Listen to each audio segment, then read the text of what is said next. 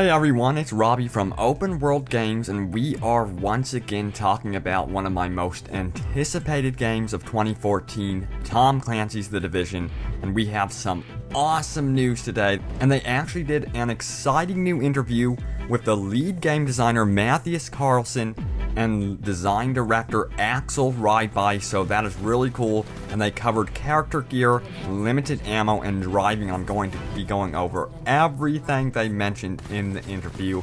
And for those of you that don't know, we are going to be covering The Division extensively on our YouTube channel. We are Open World Games, and that is what we focus on. We also have a large Facebook community of over 70,000 Facebook users, so they are a great community. I really enjoy replying to you guys out there and checking out your ideas and mentioning your ideas. I'm going to be covering them in this video and every single video I do from here on. So if you have any ideas about Tom Clancy's The Division, post them in the comments below, and I will be replying to you out here and then featuring your comments in my videos and letting Ubisoft and the world see some of the best ideas that you guys have for Tom Clancy's The Division.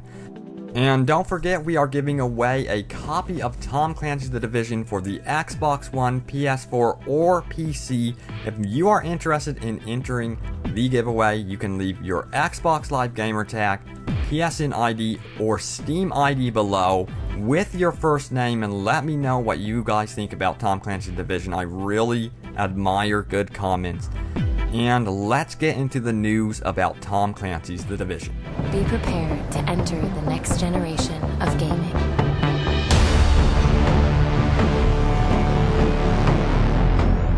And first of all, let's start out with the survival aspect of the game and how extreme it really is, because the game's resources are very interesting. This game is about survival, and you will need food or water. And they actually go on to say in the interview that not only do you actually have to go out and look for food and water, but they become very valuable and rare resources that can be used to trade and stuff like that. But when it comes to having to drink water and eat food to be able to survive, that's not really what we wanted from it. Food and water will be a very important part of the game, but players will not need to eat and drink to stay alive, which I actually think is very cool. I don't want this game to be too hardcore, because I think if it's too hard, I think you can lose a lot of the fun that you can have with friends, and I think this game is going to be more about the co-op element beyond anything else, and surviving together, and of course surviving against other players, which is very, very cool. This game is going to have player versus player, and I'm looking forward of seeing how that plays out. And you will be beginning the game with only 72 hours worth of basic equipment and supplies that aren't going to get you far. So you're going to have to start working with your team to scavenge for supplies and getting the resources that you need in order to survive. So that is where the RPG elements of the game are actually going to be coming in, as Rydby explained. He says, moving throughout the world, it's going to be a lot about looting and acquiring new gear as you progress. We're focusing a lot on the RPG aspects of the game, since we are very much an RPG. So acquiring loot and gearing up your character is going to be a very big part of the game. And that's really cool. I'm looking forward to upgrading my character. As I understand, your character is 100% customizable, including his or her look. And I think that is really cool. I'm personally a big fan of third-person RPG games, because you can actually see your character progressing, and others of course can see it as well. But I think the third-person mechanic really helps with any RPG, because you can see what is happening to your character at all times as you progress through the world.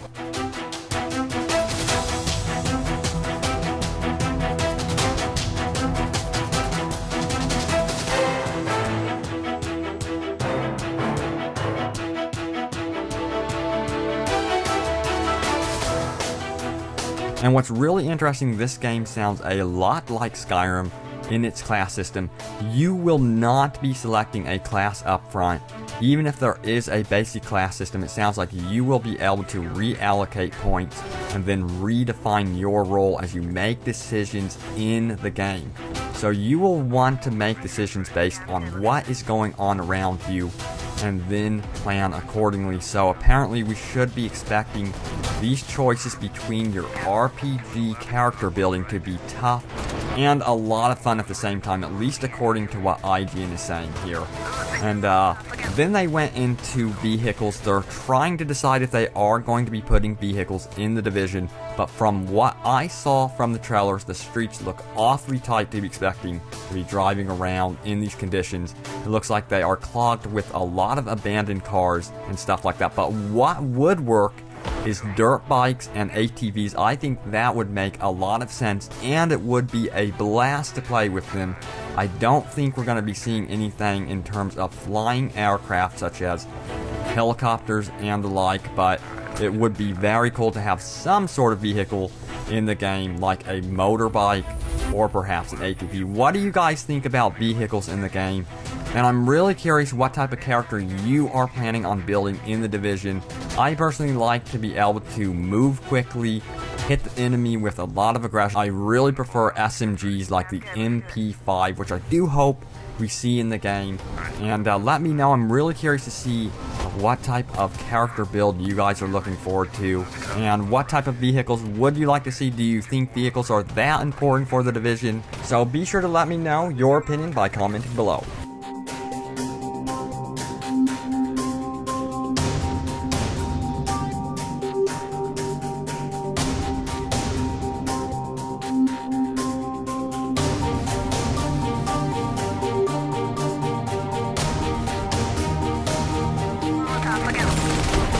And now for my favorite part of the video, I'm going to go over your top comments in my previous videos and any comments you leave on the Facebook page, Open World Video Games. So don't be afraid to leave me your comment below, and I will be sure to try to reply to as many comments as I can. So let's get straight into it. Recently in my previous video, I asked you guys what weapons you would like to see, and Del Bokit did reply. He goes on to say, I want the AK-47. The MP5 is useless with the gunfights in the street. It hasn't got the range or damage ability. And that's really interesting. I actually do want to see the MP5. I really like the look of that weapon, and it is an SMG. I'm a big fan of SMGs, and it's interesting you mentioned long range battles, because I do think we will see that in the Division, but I think this game is going to be more about urban close quarters combat. I would not be surprised if it is about that, because you're going to be going into a lot of interiors and getting into a lot of close quarters battles. So I'm going to want something that's really quick and offers a lot of mobility. I think mobility in this game is going to be very important, moving from cover to cover, and since it is an RPG, I do think the weapon should affect your mobility, especially if you're carrying a light machine gun. You should be moving slower with those weapons, and there should be a big disadvantage to carrying those weapons specifically. So what weapons would you guys like to see in Tom Clancy's Division? I'm very curious to see what you think should be in the game. Leave a reply, and I will be sure to get back to you.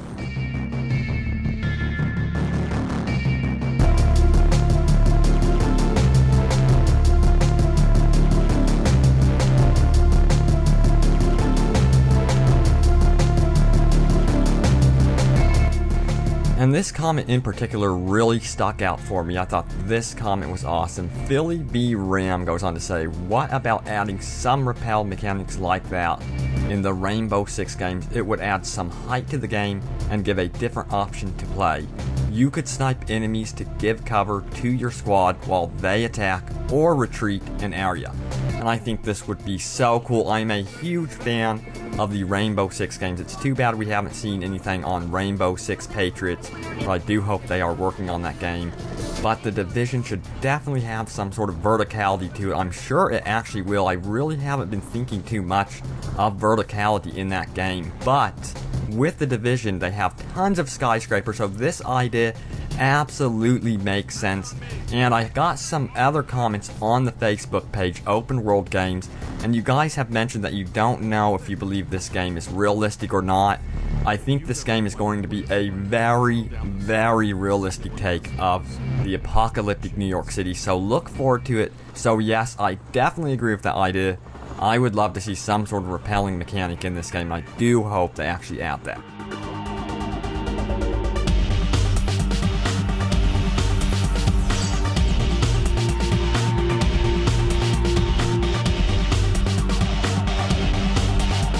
And Thomas Audrey says, only thing I can think of is that I'm hoping there's no automobile driving. I think that everyone having cars will totally ruin the gameplay and will take away from the game. Unless they thought of a good fuel system where fuel was hard to get and you actually had to put it in the car. Yeah, actually I think that having cars in the game would possibly ruin the game. And there's so many tight areas from the demo, I don't know if they will actually add it. Ubisoft has actually come on the record stating they are looking into vehicles, but they are unsure. And they actually discussed fuel, and they said, would it be more realistic for you to fuel up your car or a generator? And I think that's telling of what they're going to do. I don't think they're going to be adding cars into the game, but what I do think they're going to add is some sort of other transportation that's more rustic and unfriendly, basically. And I do think that motorcycles would be realistic, or ATVs, and they should require a lot of fuel, of course, and they should be used only in the short term, in my opinion, as maybe an emergency or something like that, or for loading up gear after a mission and then traveling around to marketplaces. That makes sense to me. But great ideas. I really appreciate the comments. What do you guys think? Do you think automobile driving should be in the game or not? I definitely agree with Thomas. I think that it would possibly ruin the game and ruin that sense of survival and urgency. So hit up the comments, let me know, and I will highlight your comments. And again, don't forget, we are still doing our Tom Clancy The Division giveaway for either the PS4, Xbox One, or PC. If you are interested in entering that giveaway, you can leave your Xbox Live Gamer tag, your PSN ID, or your Steam ID below with your first name and tell us what you think of The Division. You can find all the details about the contest and giveaway in the description, so be sure to check out that description. We've got a huge Facebook page. We've reached 70,000 likes only recently. Come check us out on Open World Games, and be sure to subscribe to us on YouTube for all things The Division, and see you guys next time.